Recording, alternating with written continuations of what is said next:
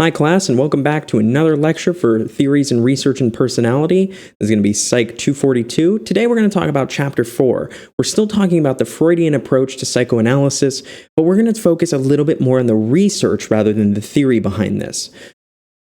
Given that, recognize that the Freudian theory is a lot of unfalsifiable claims, so compared to the later portions of this book that we'll talk about, the amount of research that is done in this chapter is not exactly as much. So again, recognizing some of these issues that we're going to have with Freudian psychology.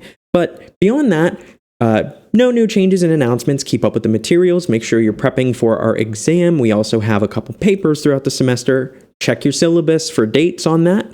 Also, if you do have questions that we don't talk about during class or during the lecture, or you don't put in the quiz on that ungraded question, always feel free to stop by office hours. I recognize that people maybe are starting to prep for exams or get ready for those things, so do keep that in mind. But what I want you to know is that those office hours are available for you to come and ask questions, and if you can't make them, it's also by appointment. So talking about what we're going to do today, what I want you guys to pay attention to is first of all, how do we study the Freudian theory from a falsifiable perspective? It's not the easiest thing in the world. So how are we doing that, and are we doing that well? What parts of Freud's theory have held up? Which parts haven't is another important thing to pay attention to. To that last point, what parts are questionable? There are some parts that flat out can't be tested, but a couple parts we found some mixed evidence in, so make sure you're aware of what those are. And lastly, be able to think how you might test a part of Freud's idea, given that this is a great class for people who are looking to do a senior project and add maybe a personality measure. This is something you want to pay attention to. So how might you test part of this theory, or how might you find some evidence of Freud's theory using your own tests? But with that in mind, I found this wonderful comic about Freud. If you would like to read it, you can. But as you'll know, we are talking about Sigmund Freud again, which has his own beliefs about a lot of things. So today, we're going to go over, firstly, dream interpretation and some research on that. We'll talk about defense mechanisms, humor, hypnosis, and probably a little bit at the end regarding just some general summary statements. But first off, let's go ahead and talk about dream interpretation. So Freud claimed that dreams, contain these hidden meanings, that they were our kind of royal road to the unconscious, that, as he said, these provide clues about what an individual is thinking about at this level of unconscious that we can't get to during our normal day. So notice that the alternative states of consciousness, like sleep, hypnosis, those are what are going to allow us to slip past the defense of the ego, which is functioning at the conscious level. And we still know that therapists, to this very day, use tools, actually dream interpretation as a tool in different types of research. But the questions that have been addressed by some of the research so far are that what is it that people dream about? Which isn't that hard. We can always ask people. But the bigger question is, why do we dream? And Freud's theory on wish fulfillment is something that we can hopefully test, and we can talk about that a little bit. But starting off with that first question, what do people dream about? Well, what is the meaning of our dreams? Well, we know that dreams contain images and cause emotions for people. So they've got to mean something, right? That's what Freud would claim. And Freud and traditional Freudian theorists and therapists suggest that these objects are sexual in nature, that these dream symbols, what they mean is different than what they manifest as. So their latent content, what their actual meaning is different than that manifest content, or how the dream is manifesting. As mentioned before, Freud really thought that these were all focused on sexual symbols, So this quote from him is pretty much a direct saying of that, An overwhelming majority of symbols in dreams are sexual symbols.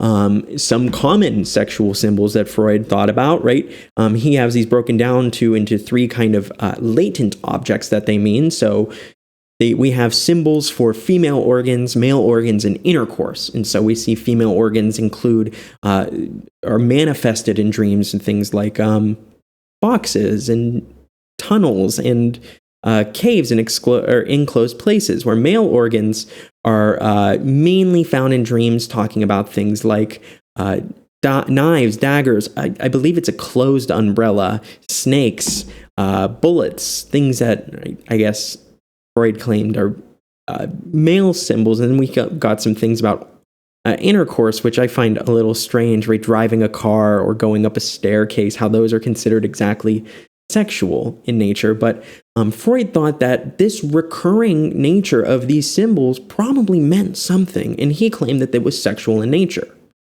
But we do know, what's interesting, whether or not we can prove that, is that we, as human beings, a good number of us have recurring dreams, right? And recurring dreams, Freud claimed, are occurring because people have these unresolved desires that they're still trying to get through. And that Freud claimed that due to the anxiety people experience during the day, that is what is going to cause this, is going to cause these dreams to keep happening. And first of all, it's important to note that Freud thought that these were threatening dreams typically, that recurring dreams tended to be a little bit more threatening or uncomfortable, not necessarily happy dreams that you would have over and over again. And so maybe it's the idea that our anxious conscious that's playing out during the day is going to look into that in a wish fulfillment standpoint in the middle of the night. And the other thing is, like, though, could the reverse of this option be true? Could it be the case that that actually these threatening dreams, these recurring dreams, are causing people anxiety during the day? Well, one study did look at this, and this they looked at it in people who were taking exams during finals weeks versus weeks that they weren't taking them. So what we saw here was people who were taking exams or had exam weeks, those individuals tended to be more stressed, obviously, and they also claimed to be having more recurring dreams. Rather than those who weren't taking exams, those same individuals tended to record having less less recurring dreams during those time periods. So maybe some evidence suggesting that these recurrent dreams are playing a role in anxiety, or anxiety is playing a role in these recurring dreams. Maybe not sure which way for sure, but this is one interesting way that Freud maybe wasn't totally off the mark. But this actually mentions, and I didn't bring it up yet, how do we study dreaming? Well, just a couple easy ways to study dreaming. Well, we can just ask a participant, like I might ask you right now, right? Tell me about a dream that you've had recently. Most people can pull something out.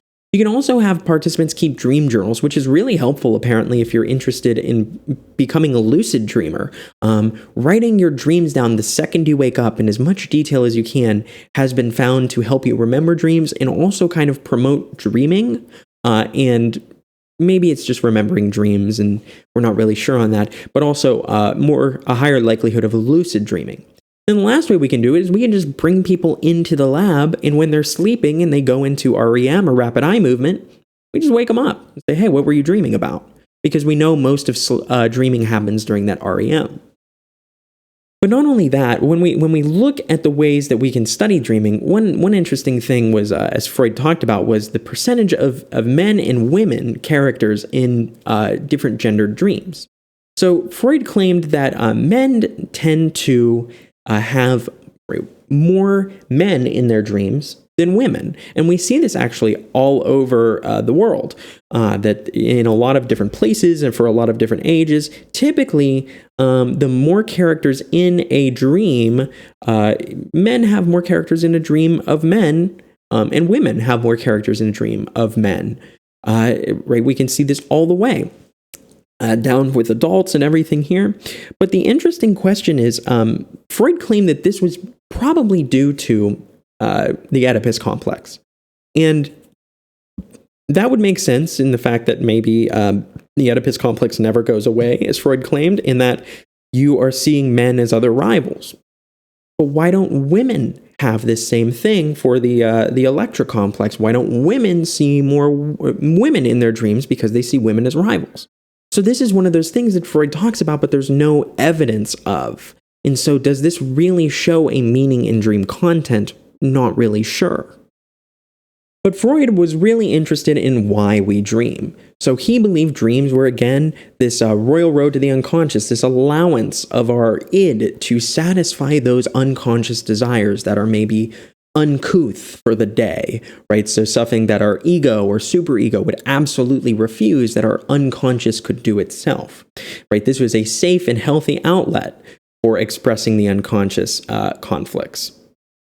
So one interesting thing about this is the idea that this wish fulfillment purpose maybe is a subsection of why we dream, but it might not be everything. A lot of research suggests that part of what we dream about, if we take a cognitive perspective, is we probably dream in order to better understand and integrate that information in our head. But to Freud's point, talking about anxiety and Freudian symbols, people who reported more anxious feelings during the day did report more Freudian symbols during their dreams than when they weren't as anxious during the day. So maybe it is the case that being anxious allows or is kind of activating your unconscious during the night. It's allowing it to run a little bit more wild if you were anxious during the day. Now, again, that's not necessarily a factual statement that these Freudian symbols are because of Freud's perspectives on all of these different topics, the psychosexual stages and whatnot. But maybe people are getting something out of these symbols that Freud didn't know, or maybe it is.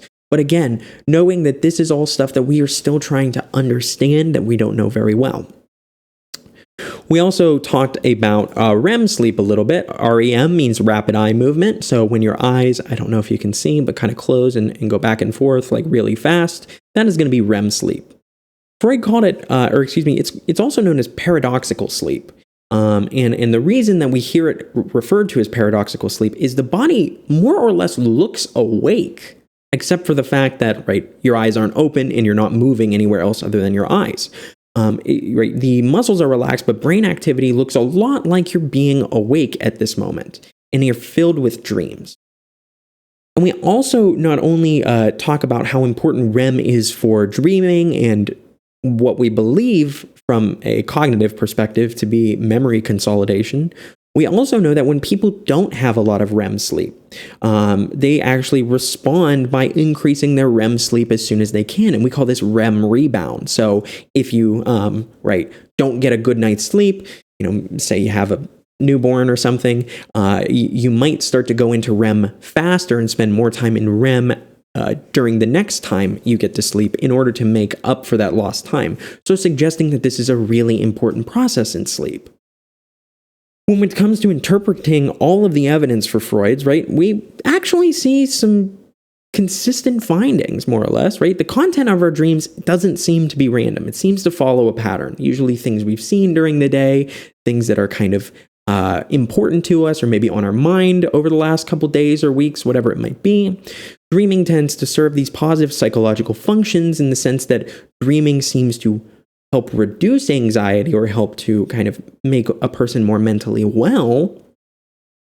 But, of course, there's a lot of stuff with Freudian theory that we can't explain. So, one thing that we can't explain is the idea of the psychosexual model. We can't exactly explain that through dreaming or understanding why why everyone sees more men in their dreams than women. This is something that maybe Freudian theory can't really explain at the moment. But another big thing that I want to bring up, and one of the biggest refutations, I believe, is the fact that babies sleep 8 hours a day in REM when they're first born. And dogs and other animals all sleep. This is Freya, so if you know Freya's name and you put that in the last question on the quiz, I'll give you an extra point. So just make sure you tell me that my dog's name is Freya. So the interesting thing to recognize about this is that these two shouldn't really have a lot of unconscious conflicts, These two should be pretty okay. My dog probably doesn't have a superego. But then why do they spend so much time dreaming? Why is my newborn spending so much time dreaming based on the wish fulfillment kind of perspective of this? So Again, recognizing that Freud can't explain everything with this.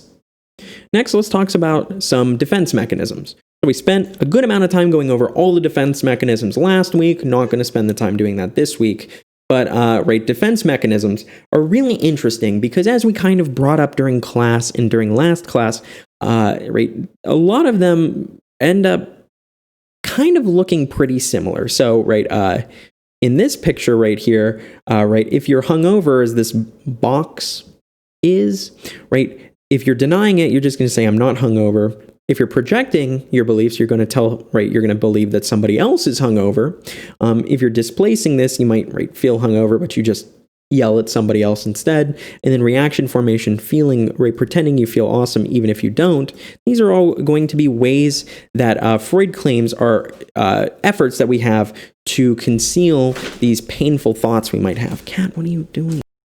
But Freud claimed the number one defense mechanism that we use, and he claimed is the cornerstone to psychoanalysis, is repression. Based on the psychoanalytic approach, he thought that all these defense mechanisms worked as a way that the ego could fend off anxiety and guilt. So anxiety being this kind of constant conflict that your ego is trying to handle, and that regularly we employ these defense mechanisms, oftentimes without awareness. We're not even paying attention to them. So how do we identify these? Well, we know Freud identified a couple of defense mechanisms, but not only that, Anna Freud, his daughter, one of his daughters, I believe, who took up the mantle of psychoanalysis eventually, also developed some more claims of different defense mechanisms, which we won't really go through today, but an interesting fact. So how do we do this? Well, we can look at things like the Rorschach inkblot tests or stories like the TAT. And these are going to, again, use free association to try to slip past the defenses of the ego and get at the unconscious. And researchers eventually developed these coding systems in order to convert what people say into different scores, which how they indicate that is that these test takers use various defense mechanisms by kind of what they are saying and how they are describing these things. So in one study, what they did was they had individuals take a test, and looks like I just put it all up on the screen here. So how do we test this? Well, one way is we can just actually see the amount of defense mechanisms that people use. We can use an observational method. So one study, they first gave college students 3 TAT, thematic apperception tests, as you should know by now, cards to describe, and so they described those different images. Then they gave students bogus feedback on how masculine or feminine they were based on a personality test, followed by asking students to describe 3 more TAT cards. And then what they did was they compared defense mechanisms. So first they did a pre-manipulation TAT score. So how many defense mechanisms did you use kind of at our baseline? Then, we did this manipulation, a masculine versus feminine feedback. So males could have gotten primarily masculine, said that they were primarily masculine. Males could have also got feedback that they were primarily feminine in terms of their traits. In the same for women, that it could match, femininity to women or masculinity to women as well. And then afterwards, they did this post-manipulation thematic apperception test again. So what are we doing here? We are just testing how kind of putting somebody on the defense maybe is going to use these defense mechanisms. And what they found was that when looking at identification, which is a defense mechanism, so associating oneself with a powerful or successful individuals or identifying with them, that for individuals for men, I should say, these are all the men's examples, that for men who received masculine feedback, their before and their after scores were pretty similar. This is actually, I would say, probably not significantly different. However, when men got feminine feedback, that they were more feminine based on their traits, we see, these differences from the before and after, which are, not negligible between conditions, but we see this huge jump up here, suggesting that men are more likely to use identification as a defense mechanism when their masculinity is threatened. So maybe there is something to say about these defense mechanisms. Maybe there are ways that we can look for these. Right? That doesn't mean they're always the best ways, but this is certainly a decent way to try to test something like this. But not only that, we can talk about developmental differences, right? Again, Freud thought that the whole of personality was pretty much evolved or done growing by the time we were 5 or 6. But research indicates that young children often rely on denial. Now, this took me a long time to think about because I know kids aren't very good liars for a couple years. But sometimes they just deny that things happen, not necessarily because they're trying to lie, because maybe, right, they are really upset at this fact and are trying to use a defense mechanism. In denial, which we know consists of disavowing certain facts, and really it's from failure to see reality to basically distorting your own memory. Oh, that never happened, even if you know it did. And the important thing to recognize is Freud claimed that this is going to reduce anxiety associated with any traumatic events. You don't want to think about it. You want to pretend it didn't happen, right? If something bad happens, many of us have probably sat there and said, I don't want to talk about it right now. I want to pretend it didn't happen and I want to relax and I'll deal with it later. Or maybe that's just me, but either way, that is going to be a useful tool. And what we see is that mature children find denial of facts and feelings to be not very effective. If I was supposed to cook dinner, my wife came home and I have not cooked dinner, and I am sitting there playing on my phone, not doing anything related to dinner. My wife goes, "Did you make dinner?" "Yeah, I did." "Where is it?" That's not going to work, right? That's denying that I did, right? If she's like, "Well, you didn't make dinner." "No, I did make dinner." "Well, where is it?" Stop asking me those questions, right? My defense breaks down pretty quickly. And so kids who aren't necessarily as advanced aren't going to be making those best judgments. So mature children find denial of these facts and feelings to be ineffective, that what they need to do more or less is confront the issue or find a better defense mechanism. And what we see is that older children tend to turn to projection to alleviate their anxieties and inward fears. And think about why this might be useful. Again, right? If we're projecting our thoughts or feelings onto others, it's helping us believe that we're not the only one who is feeling this way. So these are going to be, as Freud claims, some of the earliest defense mechanisms that we develop, although other defense mechanisms tend to show emotional maturity, right? That tends to be a demonstration that, hey, people are using some effective ways to decrease anxiety. And we can see the use of defenses as a function of age is that by 9 years old, give or take, kids aren't really using the defense mechanism of denial, but they are using projection a lot more. But as you can see, right around 6 years old, they're using them about the same, so suggesting there are some developmental differences. But that is not to say that developmental differences are the only thing. We can talk about individual differences or individual patterns, and recognizing that some people have a different defensive style than others by relying on certain mechanisms more than others. Some people might use reaction formation a lot, and they might really hate a lot of people but act like they really like a lot of people. That'd be a defensive style. Somebody who seems really nice but goes and takes it all out on, hopefully not another person, but maybe a punching bag or something, is using sublimation. If they're taking it out on another person, they might be using displacement. And so all of these things are ways that we can rationalize our misdeeds or mistakes, displacing anger and projecting our own suspicions. And generally, how people are doing this tells us a lot about their well-being. So by looking at a person and seeing what kind of strategies they use, this might be an effective way to see and link through correlates at first, hey, I've noticed that people who tend to be depressed use these defensive patterns. Is it the case where depressed people are more likely to use this defense mechanism, and this defense mechanism? And now we've got a starting point for studying Freudian psychology or psychoanalytics. Now, does that mean we're going to be able to explain everything? No, but it is one way to start. So these defensive styles, right, are what Freud and his daughter Anna Freud claimed can be adaptive or useful or maladaptive. And defense mechanisms are claimed to be maladaptive based on Freud's daughter, Anna Freud, based on the age that they're being used. Are you using these too late? So in the same way that we might know better to do something after a certain age, are we actually doing those things or not? And so this helps to explain how people react to common sources of stress. Are they doing what Freud, in the psychoanalytic perspective, would claim are age-appropriate defensive mechanisms? Or are they continually denying things past, age 9, where we think that's pretty ridiculous? You can't say, no, I did clean my room, when I go look and your room's not clean. I don't think you're getting away with the dog ate my homework excuse on something like that.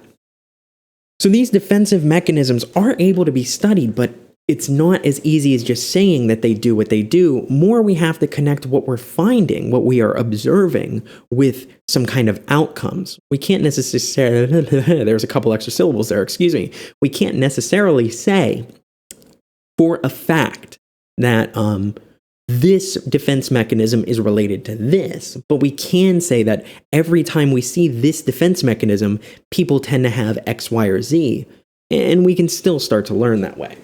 But moving on to humor, which was something I didn't know Freud wrote a lot about before I took this class, or started teaching this class, I guess. I think what's funny about Freud's sense of humor is that he, of course, picked the stuff related to sex and violence instead of other types of humor. He was concerned with tendentious jokes, or jokes with a controversial viewpoint. So as the book talks about some things like your mom jokes, or I think they even mentioned dead baby jokes, which was kind of a blast from the past for me. It took me back to a much younger age. But the idea that right here, Freud is using kind of a tendentious joke, really childish and controversial joke that isn't very good. And what this is doing is possibly, again, providing us insight into the unconscious of the joke teller, plus the people who laugh. So it's not just a matter of what the joke teller is saying. It's a matter of if people are finding this funny or not. Now, I believe a good joke doesn't have to be clean. I believe a good joke doesn't have to be family friendly. I believe you have to know your audience. And I think Freud would claim that, if I'm sharing a joke that's maybe, not a clean joke, or dealing with, as Freud would say, hostility or sex, I would have to be very careful about my audience to see if they were people who also fell in the same category as me. And he claimed that these aggressive jokes allow, first of all, to kind of express those ordinary, or those impulses that we normally hold. So when you're joking about somebody getting hurt in a story, or something like that, you're able to, in the same way as you might dream about it, or daydream about it, or think about it, create some sort of wish fulfillment, or allow this reality principle to kind of let it sneak out a little bit without being too uncouth. And what they talked about, what Freud talked about, is this idea that having laughter after a hostile or sexual joke is rarely justified by the humor content of the joke, because if we think about some jokes that people laugh at that aren't really funny, or dealing with very terrible or serious topics, Freud is suggesting that the only reason people are laughing is because they are trying to use this as a release valve. And that release valve might be considered catharsis, or this pent-up tension by reaction of any means. So we might get out some of this pent-up tension by laughing at jokes. And we often derive pleasure from jokes because they reduce tension and anxiety. In some ways that we can reduce that tension and anxiety with those jokes is by making them, Freud would say, about sex or hostility or aggression, in ways that we can, instead of beating up on each other, we can in a sense, humorously beat up on somebody who doesn't exist. So with the research on this humor, research does find that people find aggressive and sexual themes funny. That goes without saying for most of us. There's not a person who probably couldn't find a joke that was sexual in nature or aggressive in nature that is funny. And what's interesting is that participants rate cartoons containing aggression or sex as funnier than other cartoons. Now, my question that I thought about when going through this is it the case that these people should be finding these jokes less funny as they get older, to use these appropriate mechanisms? And Freud thought that Freud's theories on humor have actually been kind of supported by empirical studies, where men and women in a study were presented with different hostile jokes and cartoons, and they actually enjoyed the humor aimed at the opposite sex more, which is an interesting finding, and maybe suggesting that we can use some of this humor as a way to kind of again use this catharsis. I couldn't find any good examples of a hostile joke, but I did find one thing that was hostile to me. Somehow I had a student who sent this Snapchat out, but I had a research assistant who knew me and knew that student and took a screenshot of this. And to be quite honest, this is one of the funniest pictures I have of me. I was actually giving a job interview that day, and I had to teach, and he said I looked like John Arbuckle, which give him credit where it's due. So we can reduce aggression with hostile humor. So even something like that, right? Maybe I just find it funny and I laugh at it. Hostile humor is able to reduce tension because, remember, hostile humor, right? If you're aggressive and you're angry and you hear a joke that is aggressive, then theoretically Freud would say that helps reduce that anger. Now, there's a huge caution behind this, right? This should be exercised on an appropriate kind of humor when dealing with an angry audience. So I think back to a time that Bill Burr was just absolutely roasting this audience in Philly, and he just they were not being nice to him and he was not being nice to them, and he just was like, I hate everything about Philly, your cheesesteak suck, this, that, and the other, whatever it might be. And this probably wasn't the appropriate way to do that, but there are good ways. And pardon the somewhat gross picture, but my daughter a couple weeks ago had a really bad, as I like to call them, poop explosions, in the sense that I changed her diaper, and she had to go again, and I changed her diaper, and she had to go again, and I had to change her diaper, and we're like 15 minutes into this, and for the fourth time, I hear her toot, and I recognize that she's using the bathroom, and instead of getting mad, hopefully I can do this right, what I do is I just stand there, and I go, I just walk away. And the idea was that instead of standing there and getting upset, I was just like, okay, I need a break, and just kind of left. And it was a way that my wife and I both laughed about it. But it did kind of reduce that tension or that aggression. I don't want to say I wasn't aggressive towards my kid, but I was frustrated, right? But it did kind of reduce that anger or frustration and it let me laugh it off. So maybe there is something to be said about this, whether or not that's an anecdotal example, maybe not the best example, but something. But not only that, we can talk about the level of tension and funniness, is that the more tension people experience before a punchline, the funnier they'll find the joke. Now, if you're somebody like me, go look up the longest joke in the world, and it's about a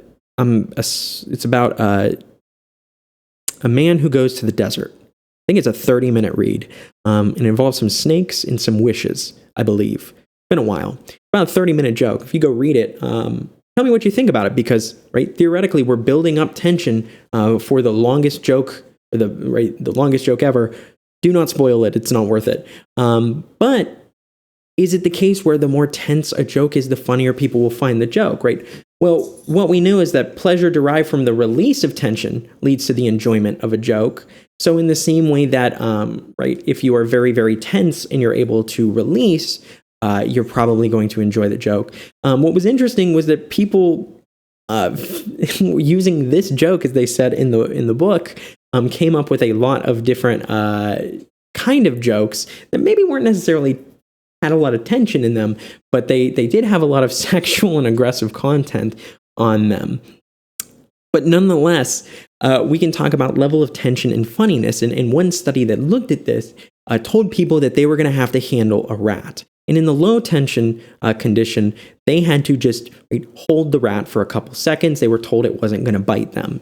In the moderate tension condition, they were told, hey, it's probably not going to bite you, but you are going to have to hold it and just be careful. In the high tension condition here, what they did was they told these people that, by the way, this you're going to have to hold this and you're going to have to draw blood from it. And he's a bit of a screamer, or he's a bit of a squeamy guy. He's going to kind of squirm out of here. So good luck. And then they took these people into the room and they had them pick up a fake rat. It wasn't real. And when people found it funniest was when it was high in tension, when it was they were afraid they were going to have to take this rat's blood versus just hold a rat, which is like, hey, you're going to hold this rat. It's like, okay, haha, it's not real. It's like, it's not a really good joke. So recognizing that tension, again, this aggression, this tension, this hostility, all seems to be related to jokes in some way. This is what Freud found. But interpreting the findings on this is mixed, more or less, that people do tend to find jokes in cartoons funnier when they contain these sexual or aggressive or kind of uncouth themes. And people enjoy more hostile humor when it's aimed at someone they dislike rather than when it's somebody they like, because this may reduce tension without you needing to punch that person or be hostile to them. Not only that, though, jokes are funnier when the listener's tension level is built up before the punchline. However, I think that's probably at a certain level. I think we can't make people think they're going to die and then be like, haha, wasn't that funny? That's not going to work. And then not only that, we know that laughter is an effective means to combat daily tension or feeling stressed, that being happy or laughing is going to be better generally. So all of this stuff doesn't say Freud's wrong, and the theory kind of goes in that direction. But, it doesn't necessarily speak for everything. And the psychology and science and study of humor is its own kind of game that I'm not very familiar with, but I assume there are plenty of other types of jokes that people find funny. And lastly, we're going to spend some more time talking about hypnosis, which the book goes into a lot of, I think, very good detail. And now it also talks about sociocognitive theorists, and as a sociocognitive person, I find these, as I'm reading them, to be very up my alley. So when I read about hypnosis, I agree very strongly with the sociocognitive perspective, which is not what this class is about, at least not yet. So when we talk about hypnosis, recognize that maybe the more falsifiable theories, more empirical theories have moved away from Freudian analysis, but that doesn't mean it's all it is.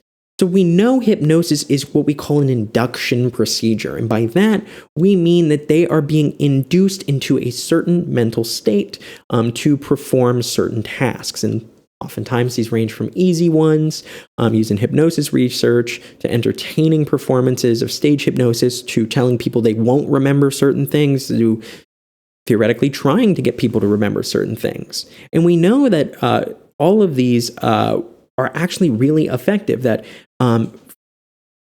research on hypnosis has found that people who are hypnotized before dental work is being done tend to do fine without the aid of painkillers.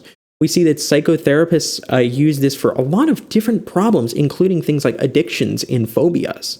The third one, on the other hand, I really dislike this idea that police investigators might help witnesses remember crime details.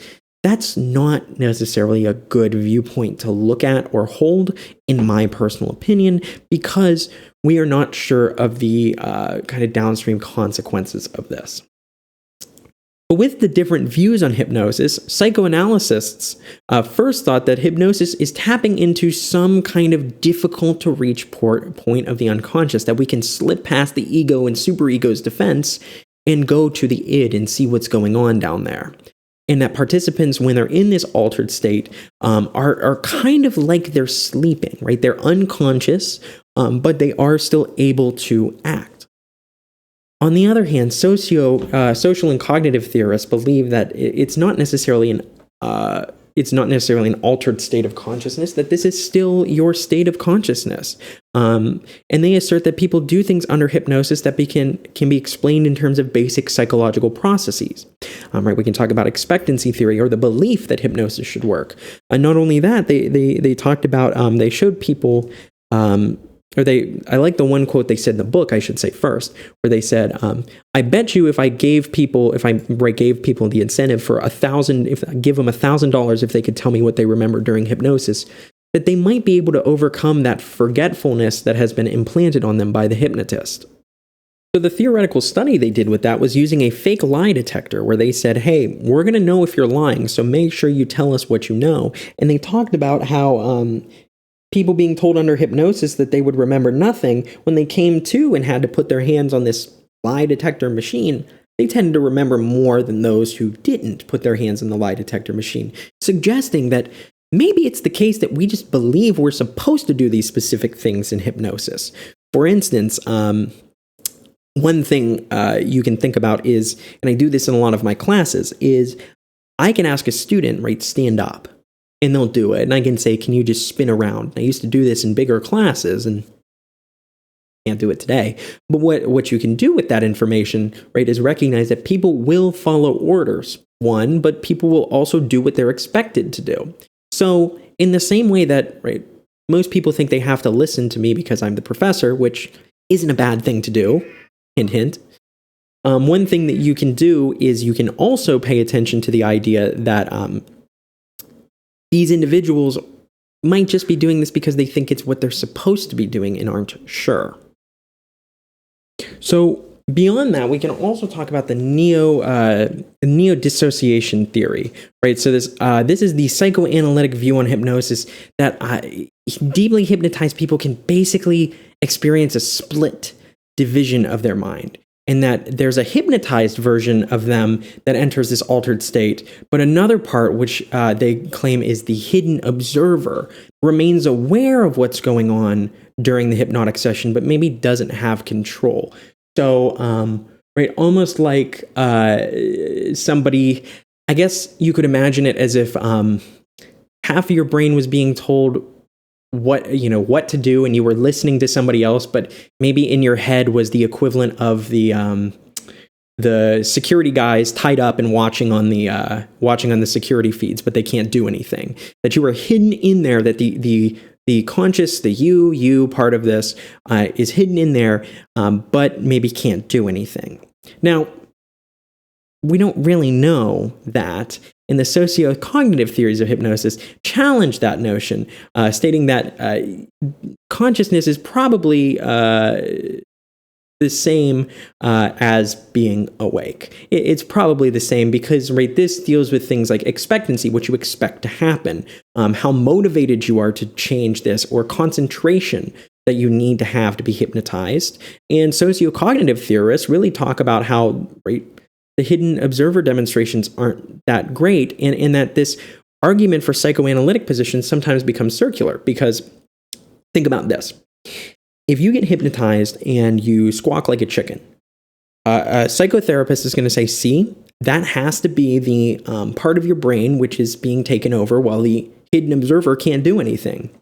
And then you say, so how can you tell? It's like, well, because they've been hypnotized. So, well, how do you know that they're hypnotized? Well, because they're acting like a chicken. Well, why are they acting like a chicken? Because I hypnotized them. Well, how do you know you hypnotized them? Because they're acting like a chicken.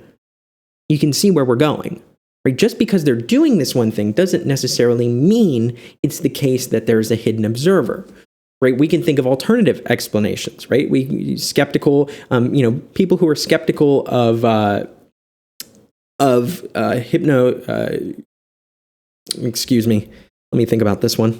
So they talked about how they were skeptical of this claim because right, I can make people do similar things right, without being hypnotized. I can make people stand up, spin around, squawk like a chicken, maybe during my class, depending on how good of maybe a showman I am compared to a hypnotist. But the idea behind this being that perhaps there are other reasons that this is happening, not because your hidden observer is kind of being stopped from controlling you. And we can also talk about issues with hypnotic responsiveness, which is varied. So we can achieve hypnotic response or making people hypnotized by, first of all, defining a situation as hypnosis. So I am going to hypnotize you, and that is what I'm going to claim this state is, even if we're not sure if that's the truth or not. Then we can talk about securing cooperation from the participant and establishing trust, saying that this is going to work and this is what it is and this is how it works. So if the participant doesn't trust the hypnotist, it's going to be that much harder for them to sit down and do this. In the same way that if you are really freaked out by the dentist and they're trying to touch you, you might be a little bit harder to pin down. And what Freud found was that it's really difficult to hypnotize people who are neurotic or what we might claim is emotionally unstable. He also said that people who were quote unquote insane were completely resistant to hypnosis, which again maybe is an issue that the person isn't establishing trust enough or hasn't isn't getting cooperation, or that person's not listening. And this was predicted by an individual's ability to become immersed in a role. So if you are more likely to pretend to be somebody else, to take on somebody's point of view or things regarding those are people who are more susceptible to hypnosis, among other things. One way we can term this idea of getting sucked into this role is through what Freud called absorption, right? Or this personality trait that predicts the likelihood of kind of getting absorbed within the moment and becoming hypnotized. And high scores indicate a couple different things, and this is, again, kind of a personality trait, you could consider it, that we've discovered that some people have, is that people who have high scores tend to become, again, highly involved in imaginative experiences, and tend to be more responsive to hypnotic suggestions. But that's not it. So there are other important variables that affect hypnotic responsiveness, and things like attitude, motivation, and expectancy, and that's more of the social cognitive perspective of things. So that is all I actually have time, or well, I guess I have as much time as I want, but that's all I have to talk about today. Again, this is a kind of a weird chapter to talk about research when not a lot has been done. But keep in mind that with Freud, a lot of these theories that we do keep around still regard this idea of getting to these unconscious processes or thoughts we might have. And it's not necessarily that it's totally not worth doing, it's just very difficult to falsify. So when we talk about other theories of personality, it might be easier to falsify some of those, in which case maybe we're a little bit more likely to just take the path of least resistance.